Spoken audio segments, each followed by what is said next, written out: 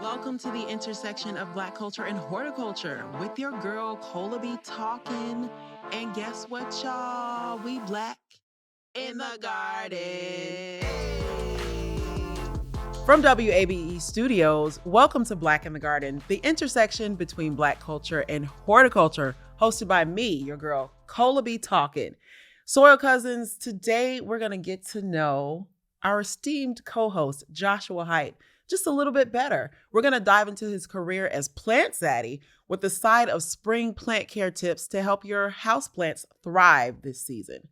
If you've been rocking with the show, then you already know Joshua because he is family. He basically lives here. He was our top pick for set design when Black in the Garden went from only audio to video, and his role has truly blossomed into that of a beloved co-host. From decoding the language of flowers to breaking down botanical Black history and even exploring Thanksgiving through a plant-based lens, Joshua has added so much value to our conversations, and we hope that y'all have really enjoyed it as much as I have because I've been having a blast. So today it's all about his journey, how he turned his love of plants into a business. You know, we call that planterpreneurship, what it's like styling spaces for high-profile clients, and what it takes to make a career out of plant styling and care.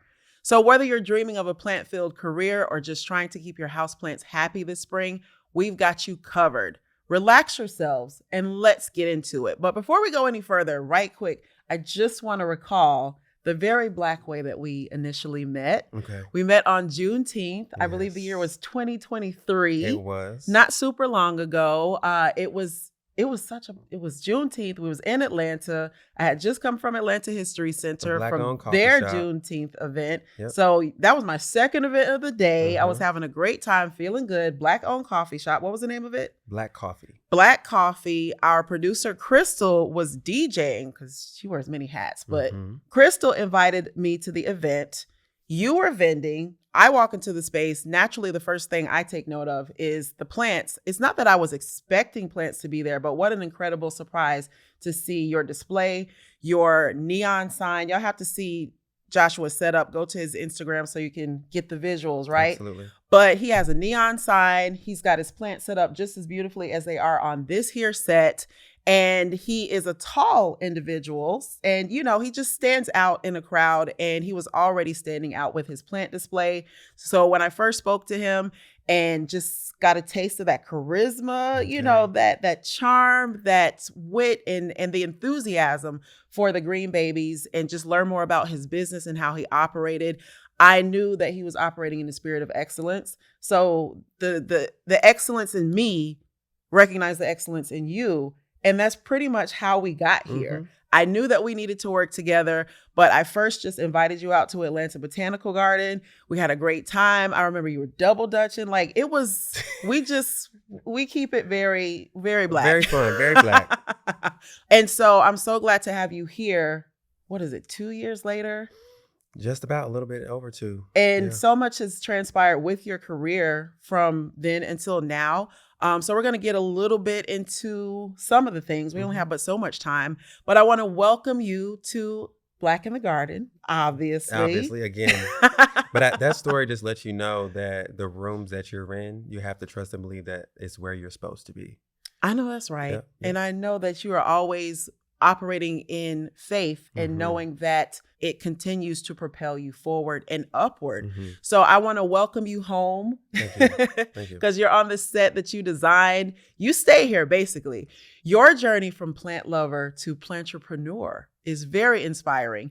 So tell us what sparked your passion for plants and how did it turn into Plant Zaddy? Well, I would definitely start with me being a child. My mother had a lot of plants in the house, and it was our duty to really take care of them before we realized it. She would always call us, do this, do that. But it was our responsibility to make sure that they were thriving. So before I realized it, I was developing my own thumb, as a child, green thumb as a child. Chores. Yes. Chores that were fun, that I didn't know would be a lucrative business later on in life. But I think as I grew up, I really realized the impact that it would have on me individually, wellness, while also still, impacting the spaces that we're in beautification. Absolutely. Yeah.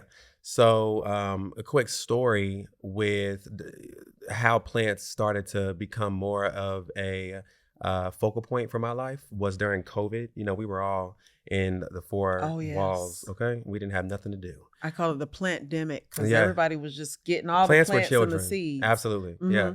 So I started to notice the plants were multiplying in my space, and they just seriously they were multiplying. Yes, like when you throw the water on the gremlins. No, baby, I was going to the store and buying them. And they started to serve more of a purpose and wellness and an escape for me while we were going through so much turmoil, you know, in the world.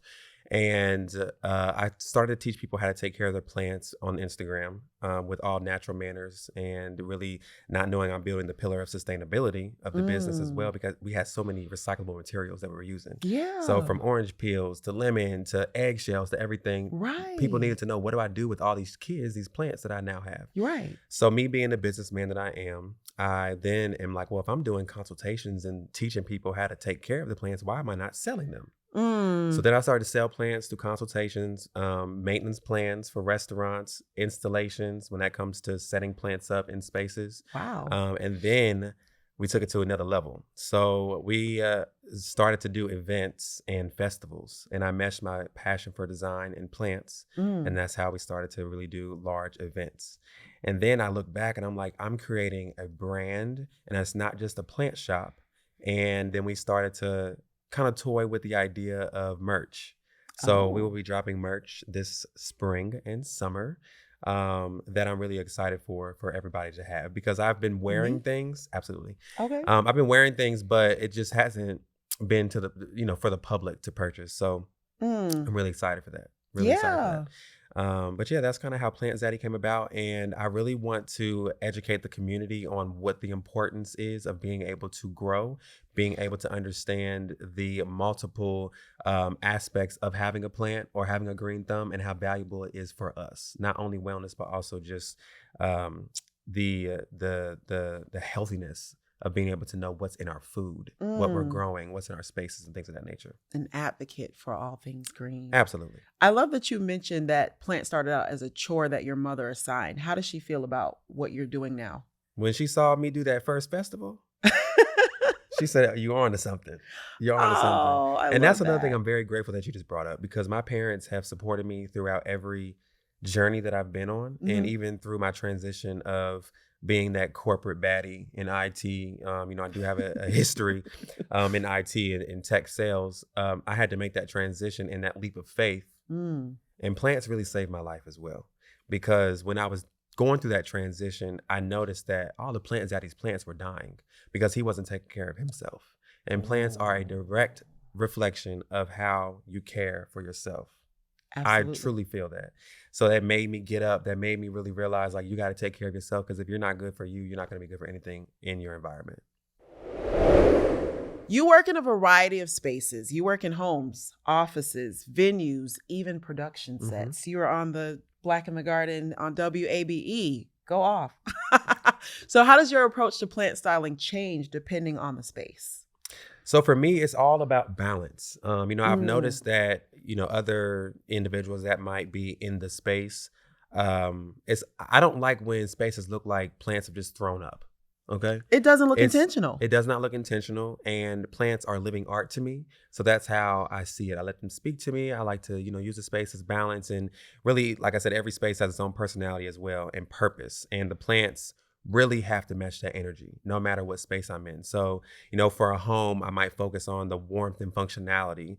You know, for office spaces, it's really all about creating a productive, stress-free environment and also ease of care, because in office spaces, no one has time for hard plants. Right. Okay. They got to get those KPIs. Oh, yes. Okay. Because if you're not doing that, you won't be in there. Period. Especially the way they're letting people go these days. But, for me, it is just about, like I said, balance. And then we have one more thing: venues and production. You know, I like to make sure that it's impactful, bold, and also I'm just leaving a statement, because at the end of the day, usually people are looking at what you're doing. It's not just a home. It's not just those people that live there, but it's, you know, multiple different backgrounds of people. So I want to make sure I'm leaving a bold statement on whatever set or event that I'm doing. Absolutely. And I want to just bring up a quote from a soil cousin, a good friend of mine, Pablo, who is a designer. He does a lot of graphic design.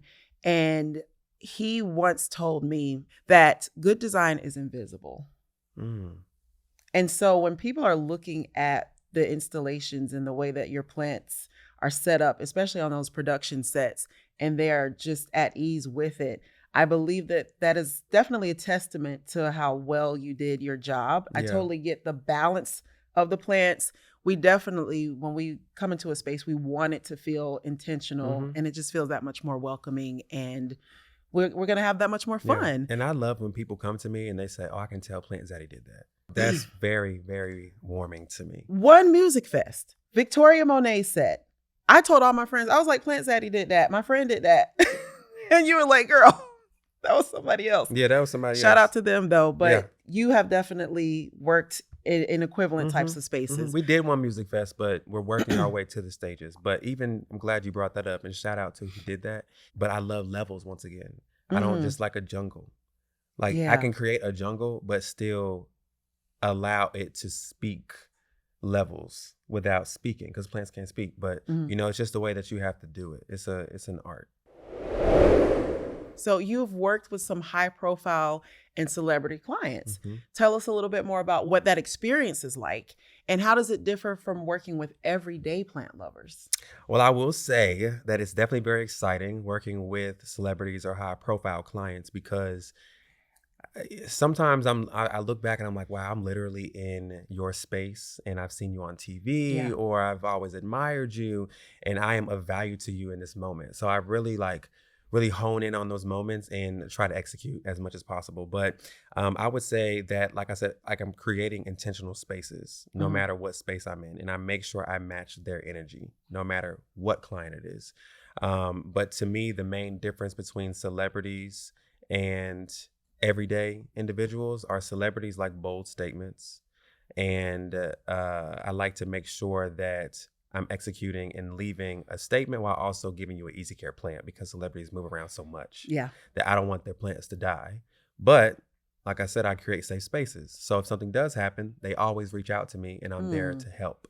But with everyday people, that's more of an educational point for me to leave, you know, nuggets of gold, because they really are trying to boost their green thumb and create their own wellness space. So I always like to have the opportunity to do that as well with celebrities, but I have to know that sometimes I'm not here for that. I'm here to create the aesthetic. Right. I'm here to create the aesthetic. I'm here to leave a lasting imprint, while everyday people want to grow that green thumb and create that wellness and that environment that's going to be a wellness environment for them and a safe environment. Just because it is a celebrity doesn't mean they're not interested in growing their green thumb. I know you're not implying that, but it's more likely that the everyday plant person wants to really have a relationship with their plant because they're able to be there for the plant more. Yeah.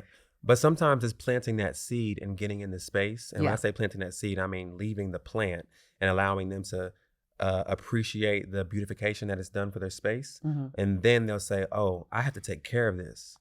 Because celebrities don't slow down. So plants allow you to slow down and really realize, like, I have something in front of me that I have to take care of. And it's not my child. It's not the home. It's actually something living in my home that needs me. I want to ask you a question that might be a little bit shady, but don't name names. Are there any celebrities that you would not work with?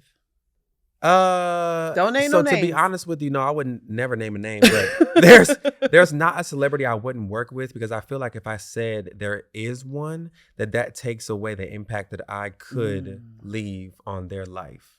Because whatever that reason would be, I feel like a plant could change that aspect, if that makes sense. Okay. So I feel like plants have opened up doors that I never thought that I would walk through, or put me in contact with people that I never thought that I would speak to. Wow. But it's just a vessel that allows me to be that beacon of light sometimes, and that gift. And that I just got chills because like God has given me a gift in different aspects of my life, but I appreciate this one so much because it is a gift that he gave us that now I'm giving to others. And then I'm also educating. And it's also, like I said, another tool of wellness. And I think that celebrities really need that. Yeah. So no, there's not a celebrity. So let me tell you, for all the celebrities watching this, call me, because I'm waiting for you. Call me. Plant Zaddy, find me on any platform. Call me too. Okay? I want to have you on the Black show. in the Garden. Yeah, come to the show. We can talk about whatever it is that you want. But no, there's not one. So when you're designing for high profile clients, what are some of the most important factors that you take into consideration? The first one is privacy. Because I always like to respect their spaces and who they are, because this is a very intimate time for me to be with them. Right. So some people don't like the camera. Some people just want to know, like, what are you bringing? But always respecting privacy. Staying off social media. Don't come in there with your phone. Yeah, Ooh, this is nice. But like I said, no, yeah, this is nice. No, we're not doing all that. But what we are doing is respecting their boundaries. Sure. And then also ease, because like I said, they move around so much. I want to make sure that we're making this process easy. Mm-hmm. If it's ease of installation, ease of care, whatever it might be, breaking down the care plans, like I like to make sure I am simplifying everything. And then also, like I said, leaving a statement piece. Like if I come to a celebrity's house and I have one chance, one plant, trust and believe me, it's going, even if it's a birds of paradise, it's going to be the most beautiful birds of paradise that I can find, that I can put my hands on, because I want to leave that lasting statement for them to call me back. Mm-hmm. And also for the people who visit their spaces, to be like, oh, where did you get that from? That's not fake. That's real. Yeah. I get that a lot as well. Yeah. And they'll say, with the help of Plant Zaddy. So I see. Wow. That's like leaving your card without leaving a card. And that's a pro tip, so I appreciate that. Y'all better be taking notes. Wisdom. Okay. Yeah. And plants can be conversation starters. For sure. Definitely. So when I say they're living art, there's so many different goals that they can provide in the space. Like you just never know. Depends on whose space it is. We love a conversation, obviously. Yes. So have you ever had a plant emergency with a client space, and how do you handle it when the plants are not thriving? There's many plant emergencies because anything living can die. Mm-hmm. And I've had many of plants go on to the next life. So to the ancestral plane. I always tell people, is there a hole in your pot? These are the 3 questions I always ask in terms of plants potentially not surviving. Is there a hole in your pot? The lighting, and also what's your watering schedule? Because those are the things that sometimes you got to just alter just a little bit for the plant to survive. So specifically, I can think of the first plant emergency at the first festival that I did. So learning curve. Yes, learning curve. It was Revolt World. I don't really mind because Revolt loves me. Of course. And we had 168 live plants, indoor and outdoor, 3 stages that I was doing live set design. And the outdoor plants, it was 95 degrees outside. Okay. So we have live plants burning outside. We have a windshield. The plants are not tied down. I'm getting calls on my phone like, the plants are flying everywhere. My parents are flying everywhere back and forth. And we just have to really be quick on our feet, no matter where. Your parents? My parents They were helping you? Absolutely. Okay. Because you said parents and I was like, did you mean plants? Go ahead. No, my parents were there. My family was there. And we all had to spring into action, find sandbags, cut the burning leaves off, come back, water them at night, not really doing what we expected to do, but making sure that we were agile in that situation. So the wind was something bad because the wind was already bad for the stages. But then just imagine like your plants and your product flying around. And what we're there for is beautification of spaces. And baby, well, let me tell you, there was soil everywhere, plant leaves were everywhere, but we fixed it really quick. And I will say it was a little embarrassing, but they were understanding because it was something that we didn't really plan for. You can't plan the wind. Absolutely not. No. Absolutely not. So with that festival, I now learned that, we have to have either awnings or we have to have a certain level of security in the contract where we're going to have plants that are going to burn up. And that's just kind of how it is, or we'll replace them all the time. But I'm just grateful that we made it through that because they called us back for the second year. So just speak a little bit more to your expertise with plants and telling us a little bit more about how the plants can burn. Because in my mind, I automatically assume, okay, this was a low light plant that was put in direct sun. I mean, these were tropical plants. So these are supposed to survive in the sun, but sometimes the sun is scorching. It was scorching direct. Middle of the day. The middle of the day, direct sun. And there's nothing that you can do about that sometimes. So that's why I said protecting the plants and really thinking ahead. So the VIP area had gazebos, but then we had plants out in the open as well. So I really probably would have filled the gazebo area with the plants or put faux plants. I really don't like playing with faux plants. I get it. But you have to sometimes, balance what you're trying to do to still execute at the level that you're trying to execute. So... And a healthy mix of fake plants. I feel like it just feels like you should bleep that out when I say it. But we should. But I mean, even here, you see some faux, some real. But Yeah, I like to do 99% of what I do is definitely going to be live. Gotcha. Yeah. Tell us about some of the misconceptions that people have about plant styling and maintenance. A huge misconception is plants are just decor. Mm. Like I said, they serve so many different aspects of our life in terms of detoxifying the air, putting you on a schedule, wellness behind how our days are, giving us a moment to slow down. But like I said, they're not just there for decor. They are living beings with needs. And all plants need constant care. They do. Okay. So, some thrive off neglect. And some people care for things entirely too much where they end up killing them and getting we root talked rot. about that. Yes. Yes. And I would also say that having a black thumb is a misconception, but it's really having the right plant in the right space. Say that again. That is worth repeating. Yes. So I don't think anyone has a black or brown thumb. I think that they have the wrong plant in the wrong space. Many people dream of turning their love of plants into a business, especially at a high level. Mm-hmm. What advice would you give to someone who wants to break into luxury plant styling or work with high-profile clients? So I am going to take this question the way you said it while also spinning it because I don't want to just focus on plants, but I would say start by perfecting your craft. Yes. And really learning about plants in general. We're talking about plants, but also about design. I mentioned customer service earlier and also branding. When you think about the name Plant Zaddy, that's not something that is too acceptable in spaces because it's like, what is Zaddy? It can kind of be sexualized. But I think it's all about how you execute and how you position yourself. For sure. Okay. So what I position myself is I'm an expert no matter what space I'm in. So whatever your craft is, make sure that you are educated and you are that expert and go-to person for whatever that skill, craft, goal, whatever it is. Just make sure that you are secure in what it is that you're talking about. While also networking. Networking is key. Like I said, plants have got me to spaces that I really never thought I would be, but that's because I open my mouth and I advocate for myself. Hello. Yeah. And when they see my work in the execution, word of mouth is also very big. Ain't it? So no matter if it's a plant, a lipstick, a t-shirt, whatever it is, make sure that you have the vision, you're securing it, and you're executing because it will be seen. And if it's seen by the right person, the word will be spread. It definitely will be spread, especially in these internet streets. We are in 2025 by now.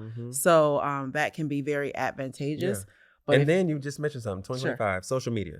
Don't just be your own advocate, but be comfortable with posting what your craft is. Yeah. Because that is a chance for you to have your ideas, visions, whatever it is, at a wide scale.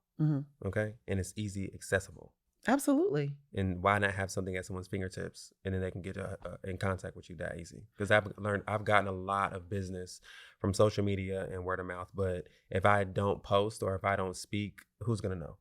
I think the best advice that I got for how to market yourself and your talents and your product or service on social media is to remember that it is a portfolio, especially Instagram. It's a visual moment. Resume. It's a visual resume for you to be able to display all of the things that you do in the range of what you are capable of.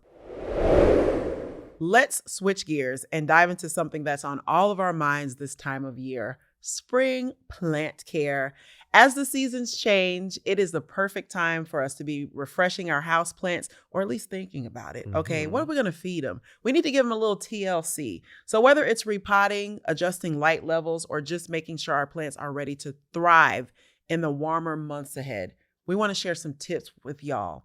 We want to make sure that you have everything that you need to set your green babies up for success this spring. We have an expert on site, so we want to get some tips, right? You ready for this? I sure am.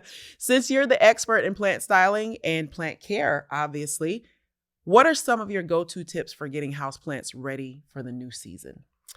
Well, first and foremost, I would say that spring is all about new growth. Your plants have been in hibernation and their stagnant period. Like a lot of people don't see a lot of new growth during the winter and the fall. Not me, though. So this is the time where, I'm so weak. This is the time where your plants are ready to grow. So, repotting is definitely very important. If roots are circling the pot at the bottom, where you see like it's root bound, Mhm. that might be a sign that it's time to repot your plants. And also increasing your water gradually. Right. And I say that like that because people instantly want to say, oh, it's springtime, I got to start watering my plants. Like, you want to do it gradually, because if you don't, you'll start developing gnats, you'll Ooh. start developing root rot, and then it might not make it to the summer. Oh, So child. yeah, it's definitely time to start increasing the hydration because you get more sun exposure. You Mhm. got longer days with sun. Yes. So that's something that you definitely want to take heed. And then also nutrition. So fertilizer is key. This is the time where you want to start using fertilizer. I always tell people, pause on using fertilizer during the fall and the winter time. But the springtime is where you want to start using it again, because that's when you start getting a new growth, and that's when it needs the nutrition. Mhm. And that'll help speed up the process as well. And lastly, rotate your plants. Yes. Because a lot of people forget to rotate your plants, and plants like to grow towards the sun. They do. Because that right there is their finish line. That's where they're trying to reach. Okay. Mhm. So if you rotate it, you'll get the balance of growth throughout the entire plant. That's for those who want that full plant. Some of us want a little lean. Some of us want a little lopsided plant. Well, it's cute. I don't know, Colah. Okay. About Not to I don't take know about away that. from your expert advice. I Okay. just know in my personal experience, Uh-huh. sometimes I want it to be fuller on one side because Okay. I want to display it a certain way. Colah, I don't know about a lean, okay? Because that just kind of is imbalanced, and I'm all about balance. But Sure. that goes back to what I said earlier. You have to accept how a client or a plant lover wants their plants. Yeah. So I can educate you and let you know what rotating your plants can do. But at the same time, don't be mad if your leaves are burned because they all are facing the same way and you got All too much right. sun exposure. But if you like a little lean, baby, lean. All right. Rock Sure. with it, lean with it. Hey. You don't have to do all of that for me. Like, if you like a little lean, if you like me, you like a little lean. You don't have to be like me. Do what feels right for you. So as we move into the spring, what are some of the most common mistakes that people are making when it comes to caring for their plants in this warming weather?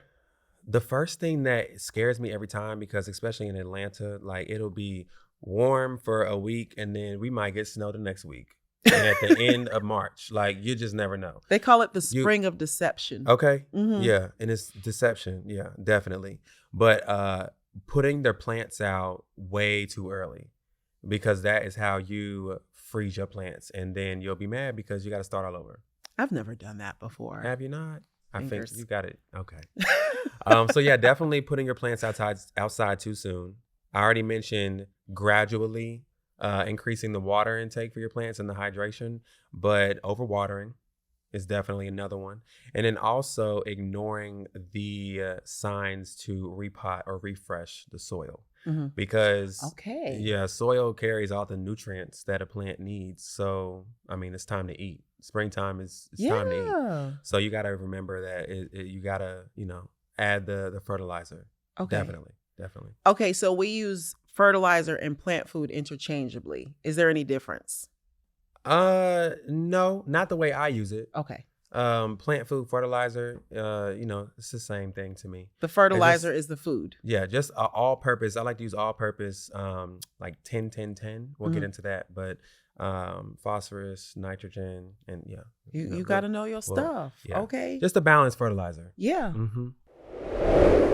Spring is the time for new growth, and that often means that our plants need a little extra boost.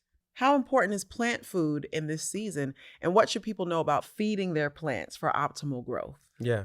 Well, like I said, they've been resting all winter, and this is the time where they are awake, and fertilizing is key. But you got to do it right. You always want to dilute because it can burn your roots, and then by burning your roots, you're going to end up having your leaves burned as well. And like I said, 10-10-10 or 20-20-20 fertilizer is a balanced fertilizer. So it's 10% or 20%, but I always like to use 10% of the nitrogen. Okay. So it's NPK. There you go. So nitrogen promotes leafy green growth. Okay. And the phosphorus, which is the P, supports strong root development. And then the K, which is potassium, boosts overall plant health. So like I said, you want to kind of add it around the springtime because this is the time where they're going to be eating. And it's the time where they're going to be using it as energy rather than the dormant period. So that's why it's important to know what you're putting in at what level and also diluting it because you don't want to burn the plant. So, I mean, it's food, but it's also kind of seen as a chemical in a way because it can burn. Technically. Yeah, Yeah, because technically. we are talking about these elements. These are chemicals, just depending on what kind of material you use, what kind of substance that you use. Yeah. And you made me think about hibernating bears. Okay. The plants are kind of waking up. They're hungry, right? They Like a are. bear would be. But what you're not going to do with a hibernating bear is try to feed it. Because it might eat you. Okay. Let's keep going. But you see what I'm saying? Like if you give it too much food, you're not gonna survive. I understand. Okay, I understand. saying. We're gonna try to make that one stick. Don't be the bear. Okay. So with the days getting longer and the sun staying out longer, what should we consider when it comes to adjusting the light that our plants get exposed to? Well, like I said, there's more exposure, so you want to kind of remember what window you're facing, east, south, west, which one. So if you are in the beginning of the day, you're going to have less strength in the sun, to say the least. Let me rewind you a little bit, because when you said if you're at the beginning of the day, let's start with the cardinal directions. We have the sun rises in the east. So if you have an east facing window that you have your plants in, correct. Tell us how to navigate that. So you want to understand the position of where the sun is actually going to hit. Right. Because too much sun exposure, like I said, we're being redundant, but it's really key. Some stuff you got to say it a few times. Yeah, can burn your leaves. So sometimes you have to shift your plants around your house to understand where the sun hits best. Good. Throughout good the day. Tip. Yeah. And then also where the plant is, the more sun exposure, the more you may have to water it. I understand, because the sun is kind of making it work a little bit harder, or not work harder. The sun is stimulating more water intake for the plant. It dries it out quicker. I was trying to be fancy. Yeah, see, but like I like to, I don't want to say dumb things down, but always keep it very surface level, because even if you do understand the jargon and everything, let's just keep it, surface so everybody can understand it. Because I've been speaking like this in different spaces and people like, say what now? Yeah. So like in the beginning of the day, if you are from 8 to 12, right, you're gonna have this amount of exposure. So you can, get your I was about to say binoculars. You get your compass. Thank you. You can get your compass out in your house and really understand, thank you, where, the east window is. But at the end of the day, it's like, what exactly am I looking at here? Let's not get technical, because sometimes to the point people don't even know what they're talking about. What about the southern facing windows? The plant lovers who are listening, y'all know we love us a southern facing window that is ideal, that is optimal, in anticipation of the increased amount of light that the spring will bring in. With a southern facing window, do we do anything different? Sometimes it's how you layer your plants too. So in a southern facing window, I love a southern facing window, by the way. Like that sunset is beautiful. Same. But I put the larger plants that love the sun towards the front, and it can also cast a bit of a shadow inside, and then you layer them. I love that. As you work your way in, yeah. So allow the plants that need the sun to be near the window, and then work your way in for the plants that might not need as much or that might be burning. So if you start seeing little crispy edges, let the plant talk to you. Maybe trim it off, but don't leave it there. Move it. Right. And don't just have your plant sit in one space if it's telling you I need more sun or I need less sun. Some of y'all plants be crying out for help, and y'all don't listen. What are the signs that a plant is crying out for help? There's so many. Oh my God. Give us the top three. Curling leaves. Quick leaf falling. Wilting. Yeah. If your leaves are curling, I kind of put that with wilting, but I guess we'll add crispy edges, because it's too much sun exposure. For sure. Yeah. And then sometimes you have to be careful with the water that you're using. So this is one quick tip as well. If you're going to use faucet water, get a water test. And if you don't want to do that, just let the water sit for at least 24 hours. Okay. Use 80% of the water that is sitting on top, and the 20% that's on the bottom, throw it out, because all the minerals have floated to the bottom. Oh. Or sunk to the bottom. And that's what you don't want to penetrate your plant's system, because once they start to do that, they can burn. So if you have, too many chemicals in the water, it can burn the leaves. Okay, I believe in saving every drop. So I want to just say, listen, hear me out. That last little bit of water, some plants can take that. Some. you know which plants can tolerate that last little bit of the backwash. Let's just call it that. From when the minerals have settled to the bottom. So let's talk about repotting now, because that is a big topic in the spring. I had a lot of fun recently. I did some repotting at Seed Atlanta for their Plantini event. So I got a lot of questions. Okay. People were just feeling very vulnerable. So it was a good time. Love it. But tell us how it was a good time for me to be able to help them. How do you know when it's the right time to repot? And what should we keep in mind during the process? Well, keep in mind that it's okay to, people are a little too gentle for me during repotting. They be nervous. They think they're going to hurt the plant. You cannot go into it being nervous, because you're going to end up probably breaking a leaf or, damaging the roots too much. But I'll always say, if you are transferring it from a training pot or a nursery pot, to cut the pot instead of trying to pull the plant out. So cut the sides of the pot so it kind of just opens up like it blossoms open, and then you can just pull it right out to kind of make it easier. Okay. Yeah. I like the challenge of pulling it out, but I mean, you like a couple challenges, but no, I mean, everybody has their own thing. But root crowding is one key sign for repotting. And when I say that, that means that you literally see more roots than soil. Yes. So it's good to see the roots. You want to make sure they're white, but if you start seeing too many, it's time to repot it. Okay. You also want to go up one size. So let's say it's in a 10-inch pot. You want to at least get a 12-inch pot, because you want to make room for growth. Okay. Room for growth, more soil, more room, all of that. That's the best thing. Too big of a pot is too much moisture. So that's how you get root rot. So you want to go up slowly. Just like a retainer. Yes. You got to go up slowly. Yes. And then also, I would say, if you don't want to repot, just add some more soil on top. Add some more soil. On top? Yes, because you want to replenish the soil in some way, shape, or form. Okay. So something like my mom, she does not repot her plants, but her plants are beautiful. Really? No, she doesn't go through like, oh, I got to get a bigger pot. If it is a bigger pot, she has propagated it. And then you need to get another pot. I see. But she doesn't like repot her plants every year. She just adds fertilizer, more soil, and that works for her environment. So you kind of just got to know your environment and your plants. But the easiest thing is to repot and just go up a size. And don't be afraid to break that terracotta pot. Take it outside and shatter it. Don't. Just shatter it, because that thing can be too stiff. Don't tempt me with a good time. Yeah. I mean, it's fun. If you got some kind of heirloom pot, I get why you would want to try to preserve it. But, just typical terracotta pots. There's also a pro tip with the broken terracotta pieces where you can add those pieces to the bottom to induce draining. Aerate it, help the oxygen flow, all that. And you can kind of put it throughout the soil too, but at the bottom works. Yeah, if you want to crush it up, you can kind of add that back and make it a soil amendment. So I love that, sustainability tip for all of our plant friends. Joshua, thank you so much for sharing your journey with us and giving us such valuable insights into your world of plant styling and plant care, and helping us understand more about how to take care of our plant babies for the spring.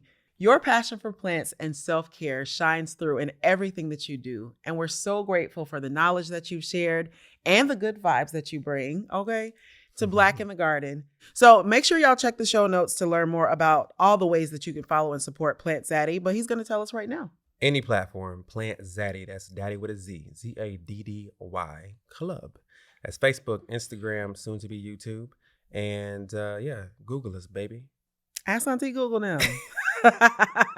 You have been a pleasure and a gift. We thank you so much for your contributions to Black in the Garden. Soil Cousins, y'all make sure to get some more of these gifts from Plant Zaddy by tuning in for our watering moment. All right, plant fam, it's that time. We don't just water plants, we water ourselves too. So lean in, take this in, take a deep breath, and let it do what it do. Plants were my vessel. They rooted me in my purpose, grew me into the man that I am today, and allowed me to be a beacon of light and change. But here's what I need you all to understand. We all are put here for a reason. Sometimes, though, that purpose feels like a gift that's been wrapped just a little too tight. Layers of doubt, setbacks, and struggles making it hard to open. But don't let that stop you, because just like with plants, it's right when you feel the weakest that you have to push through the soil. It's when you're ready to give up that your blessings is just on the other side, waiting for you to reach the light. See, God gave each of us a unique gift, something meant to be shared with the world. And just like on Christmas morning, some gifts take a little longer to unwrap. But trust me, the struggle of unwrapping is part of the joy of receiving. Your purpose is there. Your impact is waiting. You just have to believe that this moment, whatever challenge you're facing, this too shall pass. And let's not forget Proverbs 18:16. A man's gift makes room for him and brings him before great men. Your gift is the key to unlocking doors you never even imagined. But you have to use it, trust it, and let it lead you. So keep growing, keep pushing, and when you finally bloom, let your light shine for others to see. Because your purpose isn't just for you, it's a gift to the world. So ask yourself, are you ready to unwrap your gift? And as always, Plant Fam, keep planting more and worrying less. Plant Zaddy out. Soil cousins, be sure to pop. Soil color. I know y'all. Soil Cousins.